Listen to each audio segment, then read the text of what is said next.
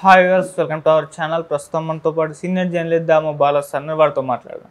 నమస్కారం సార్. వైసీపీకి శాఖల మీద శాఖలు అయితే తగులుతున్నాయి. సో నేతలంతా కూడా రాజీనామాలు చేసేస్తున్నారు. మళ్ళీ ఇప్పుడు ఆ లిస్టులో కృష్ణయ్య గారు కూడా చేరిపోయారు. ఆయన కూడా రాజీనామా చేసేసారు.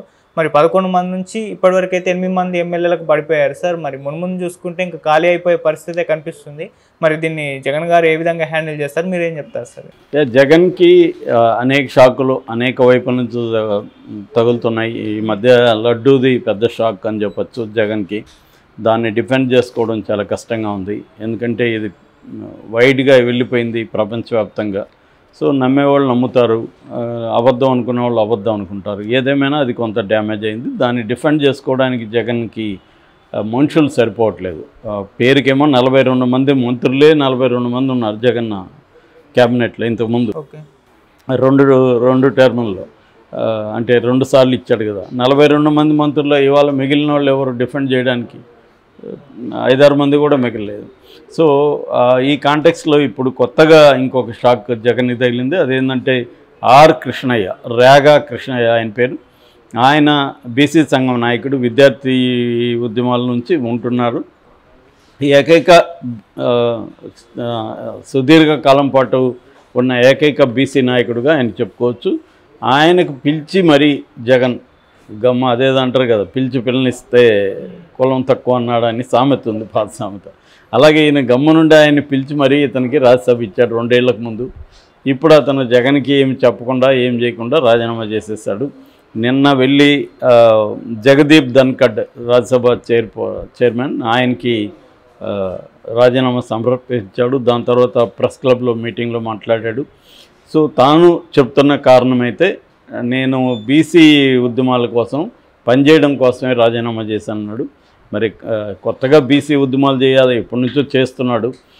కానీ ఆయన చెప్తున్నది ఏంటంటే కాంగ్రెస్ ప్రభుత్వం వచ్చి 100 రోజులు దాటినా ఇక్కడ బీసీలకు అన్యాయం జరుగుతుంది, కాబట్టి నేను రాష్ట్ర వ్యాప్తంగా బీసీ ఉద్యమాన్ని కాంగ్రెస్కు వ్యతిరేకంగా నిర్మిస్తాను అనేది ఆయన అజెండాగా ప్రకటించాడు. నిన్న అనేక మంది బీసీ నాయకులతో కలిసి ఆయన సమావేశం నిర్వహించాడు. అయితే మనకి వస్తున్న ఇన్ఫర్మేషన్ ఏంటంటే బీజేపీలో ఆయన చేరబోతున్నట్టుగా, ఆల్రెడీ ఆయనకి బీజేపీలో జాతీయ బీసీ కమిషన్ చైర్పర్సన్గా ఆయన్ని పెట్టబోతున్నట్టు చెప్తున్నారు. అందుకనే ఈయన రాజ్యసభకి రాజీనామా చేశాడని చెప్తున్నారు. సో తనకు ఆ పదవి వస్తుంది, ప్లస్ ఇక్కడ కూడా బీజేపీలో ఇంపార్టెంట్ అవుతాడు. సో బీజేపీ స్ట్రాటజీ ఏంటంటే తెలంగాణలో ఆల్రెడీ వాళ్ళు బీసీ ముఖ్యమంత్రి అని కూడా ప్రకటించారు గతంలో. సో ఇప్పుడు ఈయన్ని బీసీలకు తీసుకోవడం ద్వారా, బీసీ కమిషన్కి చైర్పర్సన్ చేయడం ద్వారా, ఈయన్ని పార్టీలకు తీసుకోవడం ద్వారా తెలంగాణలో విన్నింగ్ అవకాశాలని, ముఖ్యంగా బీసీలని యునైట్ చేయడానికి ఆల్రెడీ బండి సంజయ్ ఉన్నాడు, ఇంకొంతమంది నాయకులు ఉన్నారు. దాంతోపాటు ఈయన కూడా ఉంటే మనకి తిరుగుండదు, బీసీలు అందరూ కూడా మన వెనక్కి వస్తారు అనేది బీజేపీ వ్యూహంగా చెప్తున్నారు. అందుకనే ఇతన్ని వైసీపీ నుంచి లాగేసుకున్నట్టు తెలిసింది. ఆల్రెడీ వైసీపీలో 2 వెళ్ళిపోయారు. మోపిదేవి వెంకటరమణ కానీ బేద మస్తానరావు ఆల్రెడీ రిజైన్ చేసేస్తారు. సో మామూలుగా అయితే 4వ అతిపెద్ద పార్టీ రాజ్యసభలో వైసీపీ ఇప్పుడు 11 నుంచి 8కి పడిపోయింది. 3 వెళ్ళిపోయారు, ఇంకొంతమంది ఇంకొక 4 కూడా వెళ్ళే అవకాశాలు కనిపిస్తూ ఉన్నాయి. సో ఇది జగన్కి పెద్ద దెబ్బ అనేది ఒకటి చెప్పచ్చు. అట్లాగే ఆర్ కృష్ణ ఆయనేమి ఈయన్ని జగన్ని అడగను కూడా లేదు. ఆయనే బీసీ కోట కింద ఇతనికి ఇచ్చాడు. పైగా ఇతను తెలంగాణ వ్యక్తి. మరి జగన్ చేసిన అనేక తప్పిదాల్లో ఇదొకటి అని చెప్తారు. గతంలో చంద్రబాబు కూడా కృష్ణయ్యని యాక్చువల్ 2014లో ఆయన తెలుగుదేశంలో చేరాడు కృష్ణయ్య. అప్పుడు చంద్రబాబు కూడా నేను గెలిస్తే ముఖ్యమంత్రి, తెలంగాణ ముఖ్యమంత్రి ఆర్ కృష్ణయ్యని కూడా ప్రకటించాడు అప్పుడు. సో అలాగా ఇప్పుడు అట్లాంటి వ్యక్తిని, తెలుగుదేశంలో స్ట్రాంగ్ ఉన్న వ్యక్తిని ఇతను మళ్ళీ పిలిచి ఇతను ఇచ్చాడు.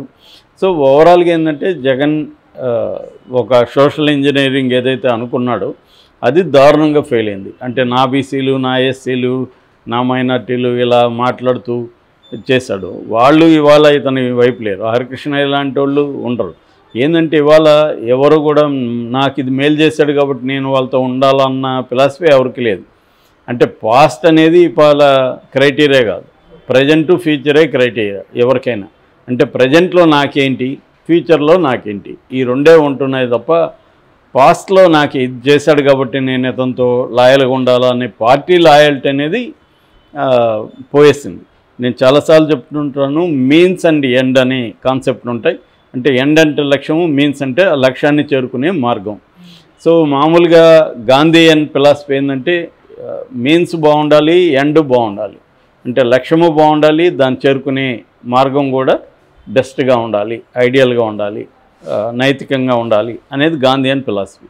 అదే మేకివెల్లీ అనే ఒక రాజనీతి శాస్త్రవేత్త కావచ్చు, రాజనీతిజ్ఞుడు కావచ్చు, అతని థియరీ ఏంటంటే ఎండ్ మనకి అనుకూలంగా ఉంటే, గోల్ మనకు అనుకూలంగా ఉంటే దాన్ని రీచ్ అవ్వడానికి ఏ మార్గం అయినా ఒకటే అనేది దాదాపు ఇప్పుడు మనకి ఇండియాలో అన్ని రాజకీయ పార్టీలు ఇదే అమలు చేస్తున్నాయి.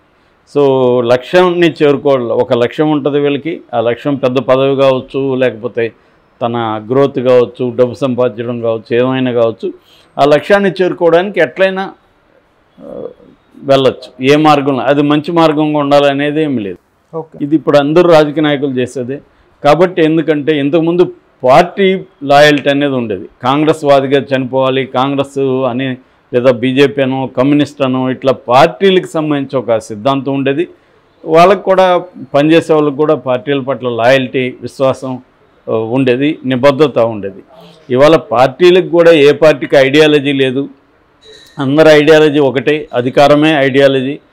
పార్టీలకి లేనప్పుడు పార్టీలో పనిచేసే వ్యక్తులకి మోరల్స్ ఉండాలని ఎలా అనుకుంటారు? ఎవరికి లేవు. సో అందుకని ఇప్పుడు ప్రతి పార్టీ అధికారంలో ఉన్నప్పుడు వ్యక్తుల్ని క్యారెట్ అండ్ స్టిక్ పాలసీ అమలు చేస్తుంది. అంటే వాళ్ళకి డబ్బులు ఆశ చూపించడం, లేదా వాళ్ళని కొయర్సివ్ పాలిటిక్స్ అంటారు. అంటే భయపెట్టడం, వాళ్ళని ఇబ్బందులకు గురి చేయడం, దాని ద్వారా వాళ్ళు తమ పార్టీలో చేరే విధంగా చేసుకోవడం. ఇది అందరూ చేసే పని. అట్లాగే అధికారంలో లేనప్పుడు ఈ బాధలంతా ఎందుకు పడాలి? మనం ఒక 5 ఏళ్ల వరకు షెల్టర్గా వాడుకుందాం, దాని తర్వాత అప్పుడు ఆలోచించి ఎవరు అధికారంలోకి వస్తారనే దాన్ని బట్టి మళ్ళీ జంప్ అయిపోవచ్చు అన్న పరిస్థితి ఇవాళ అందరితో ఉంది. అందుకని ఇవాళ పార్టీని నిర్మించి పార్టీని నడపడం అనేది చాలా కష్టమైన పని పొలిటికల్ లీడర్లకి. జగన్కి కూడా ఇప్పుడు తన లైఫ్లోనే అత్యంత దారుణమైన పరిస్థితి పార్టీ పరంగా ఎదుర్కొంటున్నాడు. ఇప్పుడు లేటెస్ట్ దెబ్బ జగన్కి పడింది ఈ రూపంలో. జగన్కి మేబీ ఇవన్నీ ముందే ఐడియా ఉండొచ్చు, ఎవరెవరు జంప్ అవుతారో తనకి తెలియకుండా ఏమి ఉండకపోవచ్చు. బట్ జగన్ అత్యంత బలహీనమైన పరిస్థితిలో ఇప్పుడు ఉన్నట్టుగా కనబడుతుంది. అంటే సరిగ్గా డిఫెండ్ కూడా చేసుకోలేని పరిస్థితిలో జగన్ ఉన్నట్టుగా కనబడుతుంది. మామూలుగా అయితే జగన్ అఫెన్సివ్ పాలిటిక్స్ అంటారు. ఎప్పుడు కూడా అఫెన్సివ్ గేమ్, డిఫెన్సివ్ గేమ్ అని ఉంటుంది. మన క్రికెట్లో కూడా కనబడుతుంది. ఎనీ గేమ్లో అయినా, రాజకీయాల్లో అయినా, యుద్ధంలో అయినా అఫెన్సివ్, డిఫెన్సివ్ అని ఉంటాయి. అఫెన్సివ్ అంటే దూకుడుగా ముందుకెళ్ళడం, డిఫెన్సివ్ అంటే మనల్ని మనం శత్రువుల నుంచి కాపాడుకుంటూ ఉండడం. సో జగన్ మామూలుగా అయితే అతను అఫెన్సివ్ గేమ్ ఆడడమే ఎక్కువగా ఉంటుంది. చంద్రబాబు ఎక్కువసార్లు డిఫెన్సివ్ గేమ్ ఆడుతుంటాడు. కానీ ఇప్పుడు రివర్స్లో చంద్రబాబు అఫెన్సివ్లోకి వెళ్ళిపోయాడు, జగన్ డిఫెన్సివ్లోకి వెళ్ళిపోయాడు. ఆ డిఫెన్సివ్ గేమ్ కూడా సరిగ్గా ఆడలేదు. ఎందుకు ఆడలేదంటే ఎప్పుడైనా అధికారంలో ఉన్నప్పుడు మనకి సపోర్ట్ సిస్టమ్స్ని బిల్డ్ చేసుకోవాలి. సపోర్ట్ సిస్టమ్స్ ఏవేవి ఉంటాయి? ఒకటి కులానికి సంబంధించిన బలమైన ఆర్థికంగా కావచ్చు, మనుషుల పరంగా కావచ్చు, బలమైన నాయకుల్ని నువ్వు పెంచి నీ వైపు లాయల్గా పెట్టుకోవాలి. 2 మీడియాని చాలా స్ట్రాంగ్గా నిర్మించుకోవాలి. 3వది పార్టీ స్ట్రక్చర్ని బాగా డెవలప్ చేసుకోవాలి. పార్టీ కార్యకర్తల్ని నువ్వు లాయల్గా ఉంచుకునేట్టుగా చేసుకోవాలి. ఇక 4వది వ్యవస్థల్ని మేనేజ్ చేసుకోవాలి. అంటే నువ్వు ఓడిపోయినా కూడా నీ మనుషులు వ్యవస్థల్లో స్ట్రాంగ్గా ఉండేట్టుగా ముందుగానే చూసుకోవాలి. ఇది చంద్రబాబు కావచ్చు, మోడీ కావచ్చు, ఇలాంటి రాజకీయ నాయకులు బ్రహ్మాండంగా. మన తెలుగు రాష్ట్రాల్లో చంద్రబాబుని ఈ 4 విషయాల్లో మించిన వాళ్ళు. అతనికి కులము స్ట్రాంగ్గా ఉంది, అతనికి వ్యవస్థలలో పట్టుంది, అతనికి మీడియా స్ట్రాంగ్గా ఉంది, అతనికి పార్టీ స్ట్రాంగ్గా ఉంది. ఈ 4 అంశాల్లో చంద్రబాబు వెరీ వెరీ స్ట్రాంగ్.